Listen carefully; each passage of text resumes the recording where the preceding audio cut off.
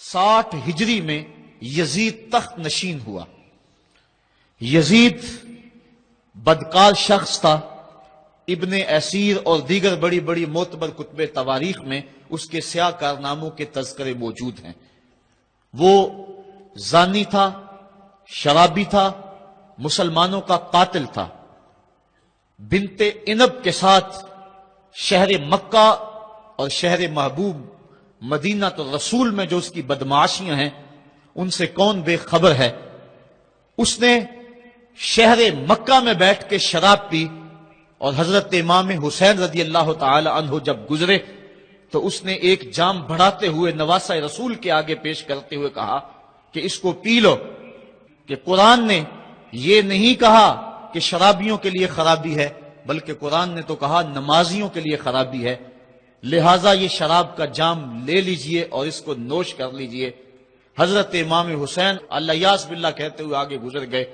انہوں نے یزید کن کرتوتوں کو اپنی آنکھوں کے سامنے دیکھا تھا، اور اس کے سیاہ کارنامے حضرت عبداللہ فرماتے ہیں کہ ہم نے اس وقت اس پہ خروج کیا جب ہمیں یقین ہو گیا کہ اس کی کرتوتوں کی وجہ سے آسمان سے کہیں پتھر نہ برسنے لگ جائیں۔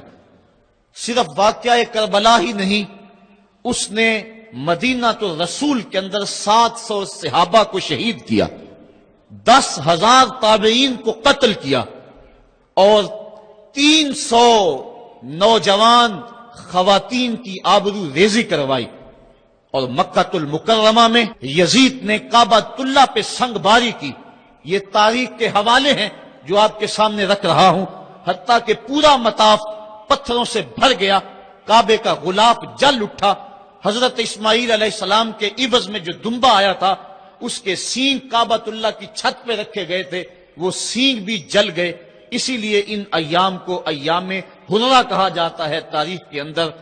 3 دن تک مسجد نبوی میں نہ اذان ہوئی نہ اقامت ہوئی، اور مسجد نبوی کے اندر یزید کی فوجوں کے گھوڑے بندھے رہے۔ منبر رسول کی حرمت پامال کر دی گئی۔ اب وہ یزید جب تخت نشین ہوا تو حضرت امام حسین رضی اللہ تعالی عنہ کو ولید بن عتبہ نے بلا کر کہا کہ تم یزید کے لیے بیعت کر لو۔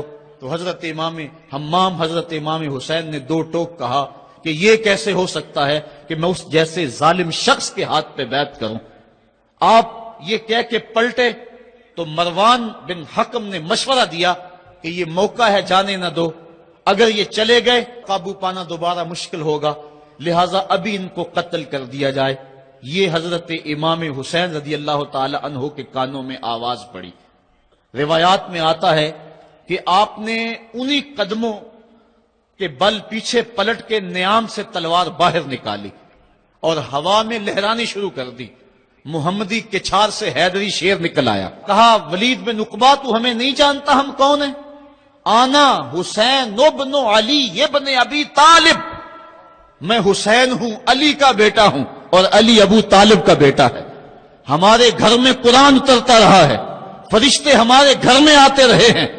وَيَزِيدُ ابن المعاویہ فاسقن فاجرن قاتل النفس مولن بالفسق شارب الخمر، اور یزید فاسق ہے، فاجر ہے، مسلمانوں کا قاتل ہے اور شراب پیتا ہے، اس لیے حسین ڈنکے کی چوٹ پہ یزید کی بیعت سے انکار کرتا ہے۔ حضرت امام حمام امام حسین رضی اللہ تعالی عنہ نے انکار بیعت کی وجہ بیان کر دی۔ آج یہ پراپیگنڈا کیا جاتا ہے کہ یہ 2 شہزادوں کی جنگ تھی اور یہ اقتدار کے لیے سب کچھ ہوا۔ اگر یہ بات ہوتی تو ترمح بن عدی کہہ رہا ہے، حاتم طائی کا پوتا، جب آپ میدان کربلا کی طرف بڑھ رہے ہیں، حضور آپ میرے پہاڑوں میں آ جائیں اور 5000 کا لشکر آپ کی پشت پہ رکھ دوں گا، اور آپ جدھر بڑھیں گے وہ جان نثاری کرتے ہوئے آپ کے پیچھے ہوں گے اور یزید کی حکومت کے ٹکڑے کر کے رکھ دیں۔ حضرت امام حمام امام حسین نے ترمح بن عدی بن حاتم کی اس پیشکش کو ٹھکرا دیا، کہا میں تو کسی اور کام کے لیے جا رہا ہوں۔ یزید کے چہرے سے اس نقاب کو نوچنا تھا، اس کے مکروہ چہرے کو لوگوں کے سامنے ننگا کر کے بتلانا تھا کہ یہ وہ شخص ہے کہ جس کے بارے میں میرے محبوب اور میرے نانا نے خبر دی ہے کہ بنو امیہ کا ایک ظالم شخص میری سنت کو بدلے گا، اور وہ سنت کو بدلنے والا یہی شخص